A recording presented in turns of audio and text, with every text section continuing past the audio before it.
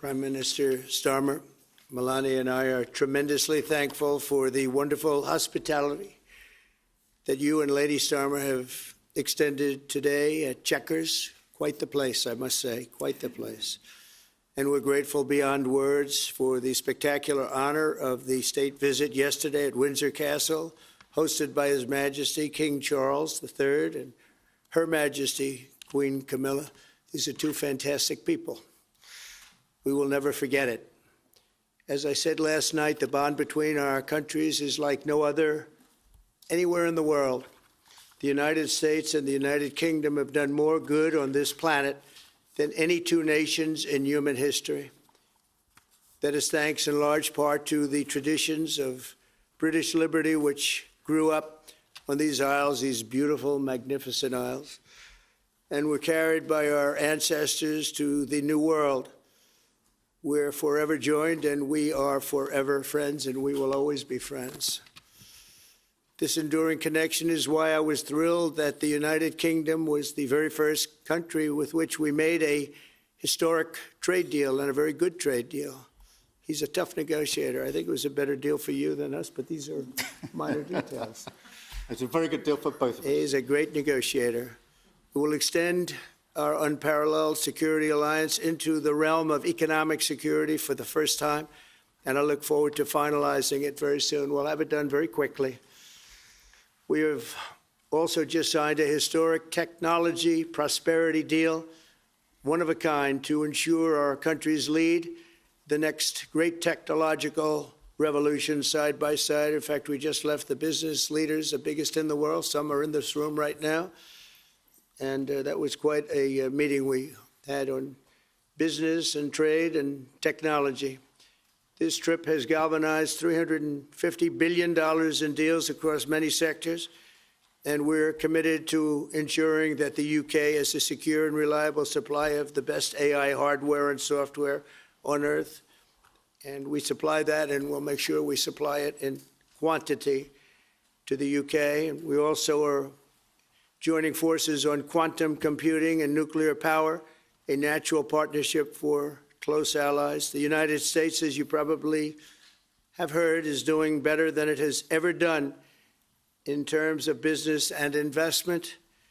The stock market has hit a new high, as you know, and that's for many, many days out of our fairly short 8 months.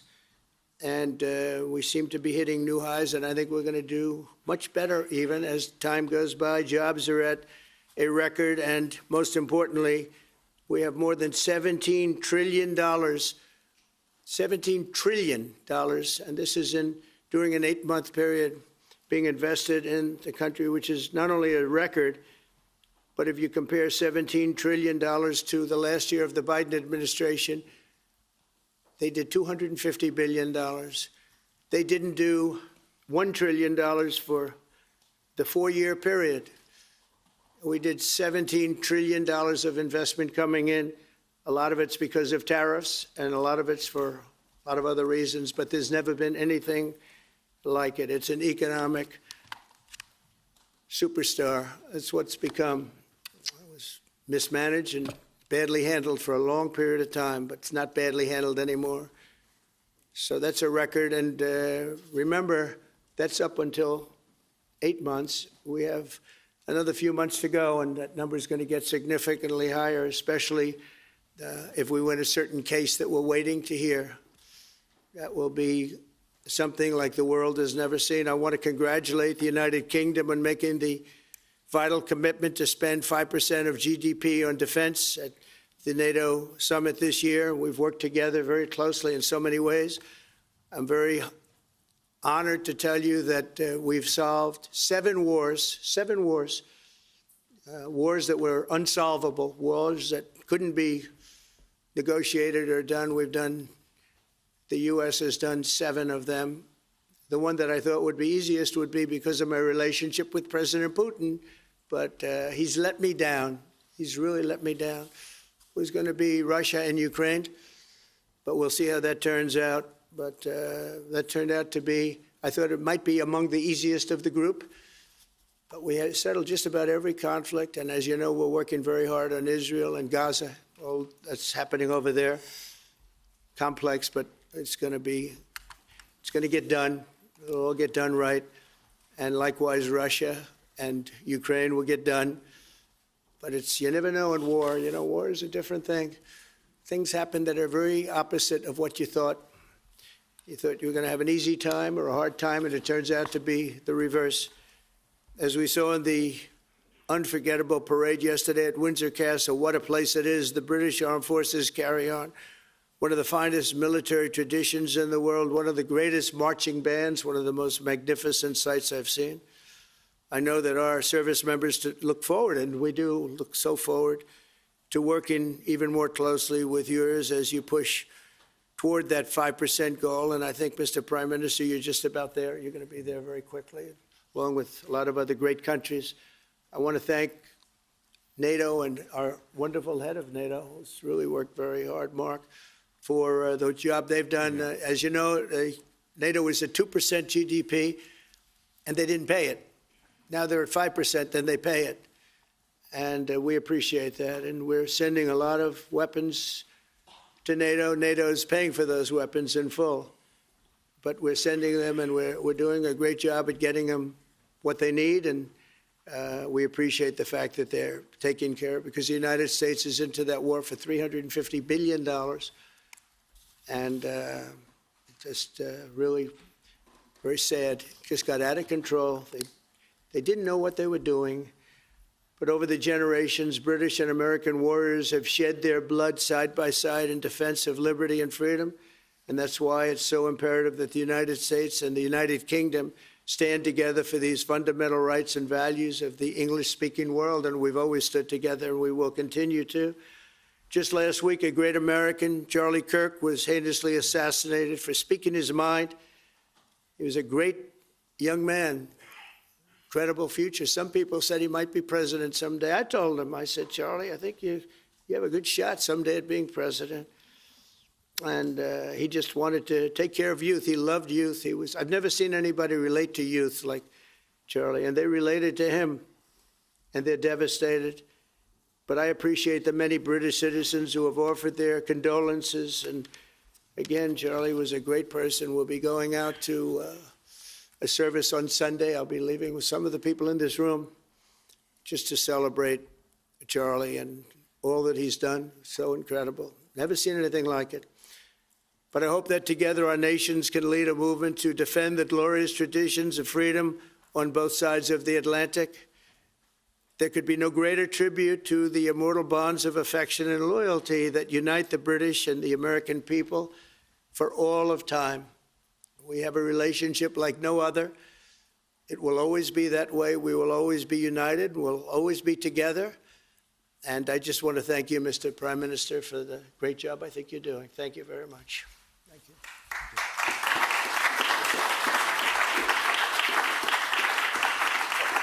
Thank you very much, Mr. President. We're going to take some questions. I'll call 2 or 3 to start with, and then I'll pass over to the President. I've got Chris Mason from the BBC first. Chris. Thank you both. Chris Mason, BBC News. Mr. President, the UK is expected to recognise a Palestinian state in the coming days as the killing in Gaza continues. It often seems that you're the only person that Israel will listen to. What more can you say to them to tell them to stop? And why is the UK's position on a Palestinian state, in your view, wrong? And Prime Minister, what will the recognition of a Palestinian state actually achieve? Is it not just gesture politics to appease people in your own party? Thank you both. Well, Chris, let me just start with that, because we discussed this amongst other things. We had the best part of an hour, I think, upstairs earlier today, just one-to-one, going through a number of affairs, world affairs, in private. And we absolutely agree on the need for peace and a roadmap, because the situation in Gaza is intolerable. The hostages have been held for a very, very long time, and they must be freed. And we need aid to get into Gaza at speed. And so it's within the context of a plan for peace, which we're working hard on, which not only did we discuss this morning, but our 2 teams have been working together on. that the question of recognition needs to be seen. And so it's part of that overall package which hopefully takes us from the appalling situation we're in now to the outcome of a safe and secure Israel, which we do not have, and a viable Palestinian state. Thank you.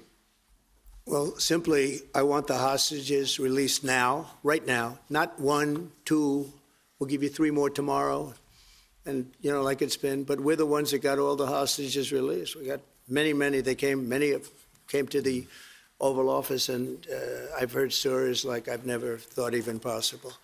There was no humanity, no anything. I said to them, I said, was there any warmth shown during this stay? Like they offered you a little extra meal, they gave you a little smile, and they said, don't worry, you'll be okay. And every one of them said, not even a little bit. Amazing, you know, to think that during this stay, long stay, in some cases, we had a man the other day, 451 days he was there. I always ask that question. And was there any warmth shown? Just a little word of, you know, encouragement. And the answer is every time, absolutely not. I'm shocked to hear it, because in the worst cases, there's always somebody that comes through. We have to remember October 7th, one of the worst, most violent days in the history of the world, not just there, the history of the world. And I got to see the tapes, and I wish I didn't see them, actually, but I got to see them. And I want an end. I want the hostages released, and I think it's going to be okay. But it has been a brutal period of time. But this has been going on for a long time. This is not something that's over the last year, 2 years, but this has been for decades and decades. But we want it to end. We have to have the hostages back immediately. That's what the people of Israel want. They want them back, and we want the fighting to stop, and it's going to stop. But a lot of bad things. You know, Hamas said that they're going to put the hostages up as bait. They're going to put the hostages in front of any attack. And that's pretty brutal. We haven't heard that one in a long time. So we have to remember that. So I have a disagreement with the Prime Minister on that score. Okay? One of our few disagreements, actually. Great. Can I take Jack from The Sun? Jack. Thank you both. Jack Ellison from The Sun. Mr. President, in the 9 months you've been in office, you've been incredibly successful in all but eliminating crossings on your southern border. Yeah. Meanwhile, illegal migration is at record levels in Britain. The Prime Minister is trying to tackle that. What advice would you give to the man standing next to you on trying to stop illegal migration in Britain?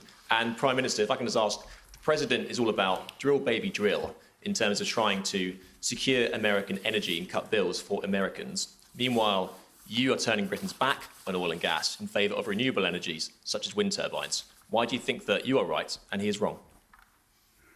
So we had millions of people flowing in, totally unchecked, totally unvetted from the Biden administration.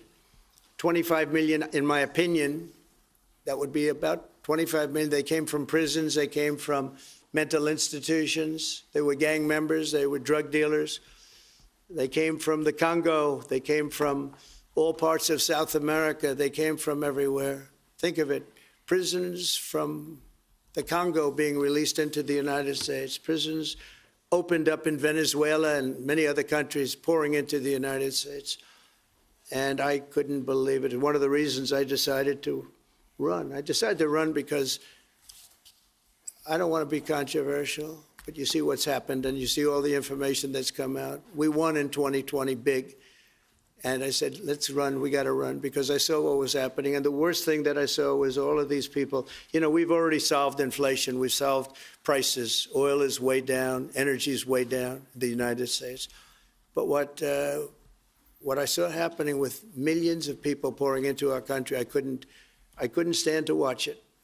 And we've done a great job. Nobody, if you've seen the last, I appreciate your question, by the way, nobody, absolutely zero, and I'm not even sure that's possible, but it's a very liberal group that come out with those statistics. The last 3 months, we had zero. From millions of people a year ago, we had zero people enter our country illegally. And we do have people coming in legally through a legal process and testing and lots of other things. I think it's very important, and we speak about it, and I think your situation is very similar. You know, you have people coming in, and I told the Prime Minister I would stop it, and it doesn't matter if you call out the military, it doesn't matter what means you use, but It's going to destroys countries from within. And we're actually now removing a lot of the people that came into our country. It's a very hard chore. We were given a very, very bad hand. Millions of people came in from prisons and mental institutions. We have to remove them. And we are removing them. We have no choice. And I feel very strongly about it. Thank you very much. Jack, let me just deal with the question of returns, because this is obviously an issue we're taking incredibly seriously. We've struck a number of deals, both on cooperation with other countries, because this is a problem right across Europe, to tackle the problem of actually breaking up the gangs that are running this trade. We have had a record number of returns, over 35,000 now, since we came into office. That's the highest number for the best part of 10 years. We struck the returns arrangement with France, and notwithstanding the challenges to that scheme, which you've seen in the last few days, a flight went off at 6:15 this morning, successfully returning someone under that scheme. So that is an important step forward. Obviously, there's no silver bullet here. There's a range of things that need to be done. But given the challenges of returning people, it is important that we're able to prove it can be done. It was done. It was done early this morning. So I can confirm that that flight went. It went successfully. And I'm pleased about that. Now we need to ramp that up at scale, which was always envisaged under the scheme. But it's very important that we have been able to prove that the proof of concept, if you like, that this can be done, and will continue in that way. On the question of energy, firstly, let me be really clear that I am absolutely determined to ensure that the price and cost of energy comes down, so that bills come down both for individuals, for families, with their household bills, but also for business, because this is so important. The mix will include oil and gas for many years to come from the North Sea. We've been clear about that for some time, but we also need to mix that with renewables, and it's the mix that's really important. And the approach I've taken on this is the same approach that I take to many other things, a pragmatic approach. Thank you, Jack. I would like to say that we inherited the worst inflation in the history of our country. We had inflation, the likes of which we've really never seen. They say 48 years, and I'll accept that, but I really don't. We had the worst inflation in the history of our country. And we had a expression that I used a lot, drill, baby, drill. And as you know, we brought fuel way down, the prices way down. And we don't do wind because wind is a disaster. It's a very expensive joke, frankly. And we got our energy prices way down. That brought the inflation way down. And now we have very little inflation. And we have a very, very strong economy. So that was very important. Drill, baby, drill. And you have a great asset here, and we spoke about it. It's called the North Sea. The North Sea oil is phenomenal. And I hope, because I love this country, you know, my mother was born in Scotland, and the Hebrides, Stornoway, that's Syria, Scotland. We were talking about it. And I want this country to do well. And you have great assets that you're going to start using, I believe, under this Prime Minister. Thank you. And I've got Matthew from The Economist. Matthew. Thank you, Prime Minister. Mr. President, you say that President Putin has let you down. Have negotiations run out of road, and what are your next steps to compel an end to this war? Well, he has let me down. I mean, he's killing many people, and he's losing more people than he's killing. Yeah. I mean, frankly, the Russian soldiers are being killed at a higher rate than the Ukrainian soldiers. But, yeah, he said, let me down. I don't like to see. It's death. You know, it doesn't affect the United States. We have, other than unless you end up in a world war over this thing, you could. This was a thing that would have never happened had I been president. If I were president, it would have never happened. And it didn't happen for 4 years. Most people agree it didn't happen, nor was it close to happening. And I spoke to President Putin about Ukraine. It was the apple of his eye. I've said that many times. It was. But he would have never done what he did, except that he didn't respect the leadership of the United States. They just went through the Afghanistan total disaster for no reason whatsoever. We're going to leave Afghanistan, but we're going to leave it with strength and dignity. And we're going to keep Bagram, the big air base, one of the biggest air bases in the world. We gave it to them for nothing. We're trying to get it back, by the way. Okay, that could be a little breaking news. We're trying to get it back because they need things from us. We want that base back. But one of the reasons we want the base is, as you know, it's an hour away from where China makes its nuclear weapons. So a lot of ththings are happening, but I am very disappointed in the fact that that one's not settled. To think that we settled Azerbaijan and Albania as an example, it was going on for years. It was never going to be settled. If you remember, the Prime Minister and the presidents, they were there for many years. They said, when they were in my office, we settled. And they started off at both sides of the Oval Office, so far away. I didn't know you could be so far away. And as we were together for an hour, they kept getting closer, closer. And by the time we finished, we all hugged each other. And one said, I've been in this position for 22 years, and all I've done is kill their people. The other was there for 7 years, and all he did was kill their people. And we got it settled. And we did others, as you know. The Congo, we settled the Congo with Rwanda. That was going on, and that was a machete war. That was a gruesome war. Many people, close to 10 million people killed. We got that settled. My biggest disappointment, but it's, you know, look, we did 7, and most of them were not thought to be settleable. We did India and we did Pakistan. That's 2 nuclear. That was purely for trade. You want to trade with us, you're going to have to get along. And they were going at it hot and heavy. But the Russia situation, I hope we're going to have some good news for you coming up. But again, it doesn't affect the United States. And look, it doesn't so much affect you. Of course, you are a lot closer to the scene than we are. We have a whole ocean separating us. But I will say this, it's millions of people have died in that war, millions of souls. And they're not American. The soldiers, mostly soldiers, as you know. The soldiers are being killed at levels nobody's seen since the Second World War. But they're being killed, and I feel I have an obligation to get it settled for that reason. Thank you. And just to add on that question, because we have to put extra pressure on Putin. And it's only when the president has put pressure on Putin that he's actually shown any inclination to move. So we have to ramp that pressure up. I think it's important to have this conversation in the context of what's happened in recent weeks. We saw damage and bombing to the British Council in Kyiv. These are targets that it was thought until recently were not targets that would be hit. The British Council, the European Union Embassy, the Council of Ministers, where President Zelensky's ministers' work was hit. Again, these were thought to be places that wouldn't be hit.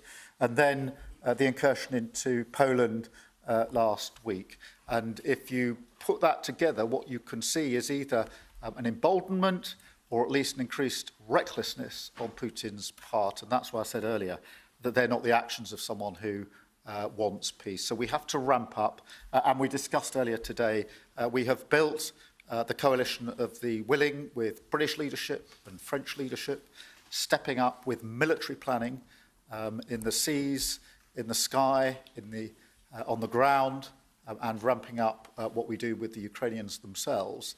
And of course, that taken with an American guarantee is now an example, I think, of the challenge of Europe stepping up to the plate, which it has done in the last few months, to show through what we and the French have done, that we're prepared to take the lead in this and take the necessary measures. But that's a war that could have been a third world war, and I don't think we're going to be there now.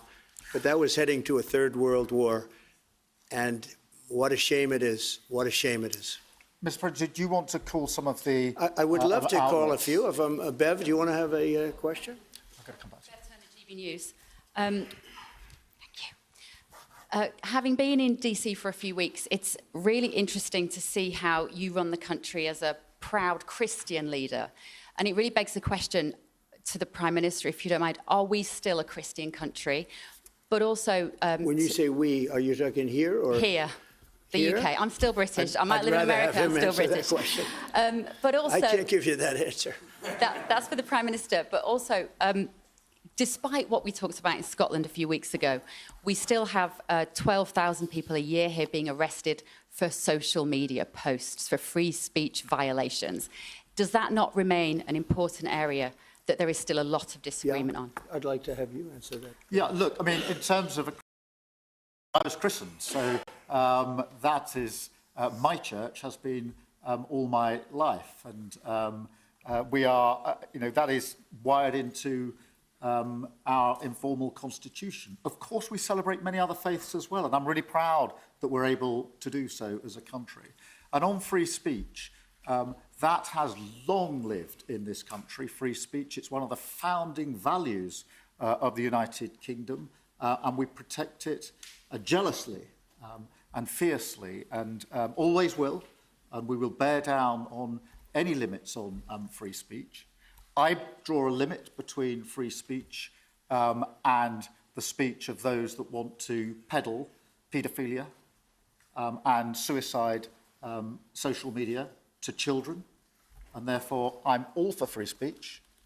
I'm also for protecting children from things that will harm them, paedophiles, those that peddle suicide, which has had a terrible consequence for individual, particularly teenagers.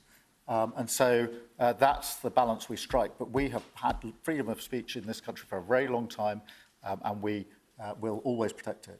Thank you. Thank you very much. Brian, please. Thank you. Prime Minister, it's good to see you again. You have a beautiful country. Thanks for having us. Thank you for being Two here. questions. One, just recently, President Trump labeled Antifa domestic terrorists. Would you consider doing something like that in your country?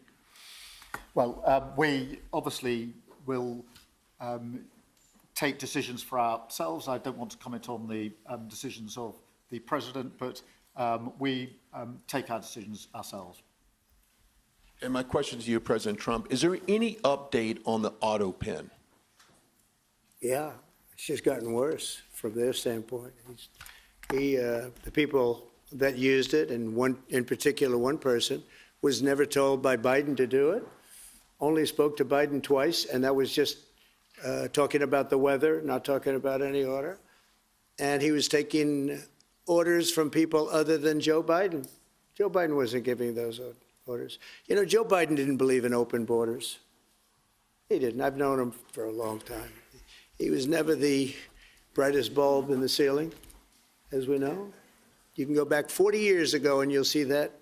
Go back and take a look at the hearings on Justice Thomas, and you'll see that very much. But he didn't believe in open borders and all of this nonsense that they're peddling now, which is why they're not in office any longer.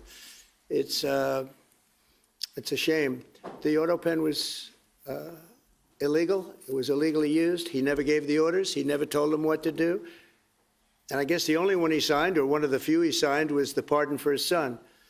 But you had the congressman who, when they got the information, they found out they were guilty, and they deleted and destroyed all information, everything. You couldn't get any of it. They found out that Nancy Pelosi actually was offered the 10,000 soldiers, and she turned them down. They found out many things that were very bad. So they deleted and destroyed all information. You talk about freedom of the press and freedom of speech. How about that one? And there's not a thing. This is after a year and a half of hearings. They destroyed everything. And somebody's got to be held responsible. So Biden, what he did is they knew, I don't think he knew, but somebody knew. I don't think Biden had a clue about anything, if you want to know the truth. But they gave a pardon to those Congress people. They gave a pardon. Those people are so guilty. They gave a pardon, but Biden didn't know about it.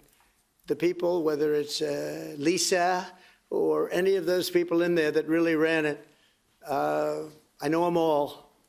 And they're sick people. They're smart people. They're very smart. They're probably brilliant, but they're sick in ideology. And they were running the auto pen, and it was totally illegal what he did. And I hope it's going to be so adjudged. Do you want to take one more, and then I'll go Okay. back to some British? Let's see. Peter, go ahead. Thank you, President Trump. In the deal that you're working on for the Chinese to sell TikTok to Yeah. an American buyer, Yeah. are the Americans going to have to come up with their own algorithm, or are they going to continue to use the successful but addictive Chinese algorithm? So what we're doing, and we're speaking to President Xi on Friday to see if we can finalize something on TikTok, because there is tremendous value, and I hate to give away value, but I like TikTok. It helped get me elected. In fact, Charlie said, "Sir, you ought to get on TikTok. You'd be great." I said, "Really? Tell me about TikTok." And we, as you know, we did unbelievably well with youth, like at a level that no Republican has ever even dreamt of. And in what, look, I think we won it for a lot of reasons, but that was a reason we won the election by such a big number. TikTok has tremendous value. The United States has that value in its hand because we're the ones that have to approve it. I specifically get the right to approve it. The people that are investing it are among the greatest investors in the world, the biggest, the richest, and they'll do a great job. And we're doing it in conjunction with China. But we are getting, the United States is getting a tremendous fee plus, I call it a fee plus, for just making the deal. And I don't want to throw that out the window. I can say this, that you'll have a lot of very unhappy youth. And I use TikTok very legitimately, very straight, just statements every day, little statements, short statements. Sir, make it short, please. And TikTok Jack, we call him. It was pretty good. Did a good job for me, I guess. But no, I'd rather reap the benefits. I mean, the kind of money we're talking about is very substantial, and it'll be owned by all American investors and, the best investors and the, very rich people and companies are going to be owning it. Very, very straight, very legitimate companies, and really companies that love America. So they're going to be owning it. It's a big thing. And on a much bigger scale, and probably that's why we were able to get that, but on a much bigger scale, we're pretty close to a deal. We may do an extension with China, but it's an extension based on the same terms that we have right now, which are pretty good terms. And my question for Prime Minister Starmer, if you feel so strongly about officially recognizing Palestine for statehood, why are you waiting for President Trump to leave the country? Why can't you just do it right now? And isn't there a risk in rewarding Hamas with that? Well, let me be really clear about Hamas. They're a terrorist organisation who can have no part in any future governance in Palestine. And what happened on October the 7th was the worst attack since the Holocaust. We have extended family in Israel. I understand firsthand the psychological impact that had across Israel. So I know exactly where I stand in relation to Hamas. Hamas, of course, don't want a two-state solution. They don't want peace. They don't want a ceasefire. So I'm very clear where I stand on Hamas. Okay. On the question of recognition, I made my position clear at the end of July as to the timing, which has got nothing to do with this state visit. And I've discussed it with the President, as you would expect, amongst two leaders who respect each other and like each other and want to bring about a better solution in the best way that we can. Thank you so much. Can I go back then to Robert at ITV? Robert Person, ITV. Mr. President, you uniquely, you alone in the whole world, have the power to persuade Prime Minister Netanyahu to stop the demolition of Gaza City, to stop the starvation of Palestine, and to stop the killing of civilians. If not now, when will you exercise that power and tell him to stop? Sure. And then for both of you... But you do understand about October 7th. You do understand. So believe me, I understand. One of the worst days in the history of humanity. What happened, I have seen the tapes. Babies that are 4 months old and just chopped up to pieces. And you've seen the tapes and I've seen the tapes. You're a professional and so am I. And people forget about October 7th. I can't forget about it. So I want it to end, but I want the hostages back. I don't want the hostages used as human shields, which is what Hamas is threatening to do. But as soon as they're back, that's the moment you will tell Netanyahu to stop. Well, it would certainly help, but I have to have the hostages back. And I don't want them back piecemeal, as I said before. I want them back. And on a separate issue, free speech, your Vice President, Vance, said that free speech is under attack in the UK. Do you agree with him? And Prime Minister, we saw the dismissal of a very well-known chat show host in America last night, Mr. Kimmel. Is free speech more under attack in Britain or America? Well, Jimmy Kimmel was fired because he had bad ratings more than anything else, and he said a horrible thing about a great gentleman known as Charlie Kirk. And Jimmy Kimmel is not a talented person. He had very bad ratings, and they should have fired him a long time ago. So, you can call that free speech or not. He was fired for lack of talent. Yeah, please, go ahead. Yeah, I mean, firstly, on the question of Charlie Kirk, can I just express how shocking that is, I think, to everybody who believes in free speech and in democracy. It sent shockwaves through the world. And I know that he was a friend of the president, and I reached out straight away to the president because I understood how impactful it'd be on him and his family. And we all need to be absolutely clear about that. Whatever our political views, it is shocking and is to be condemned. On free speech, not much to add to the answer I gave earlier. This country's had free speech for a very, very long time. It is part of who we are as a country, and it is the values that we fought for. We fought for it during the Second World War alongside each other. So we need no reminding of the importance of free speech in this country. Thank you, Robert. And I go to Beth for the final question, please. Beth. Thank you so much. Sky. Thank you, Beth Rigby, Sky News. Thank you, Prime Minister. If I could start with you. Prime Minister, President Trump has said he's ready to impose major sanctions on Russia if NATO countries stop purchasing Russian oil. He's got a point, hasn't he? Is that what you now believe is needed to bring Putin properly to the table? And what's your message to the President on US sanctions? And Mr. President, if I may, the King praised your personal commitment last night to finding solutions to the world's most intractable conflicts. You have invested much of your time and effort in Ukraine.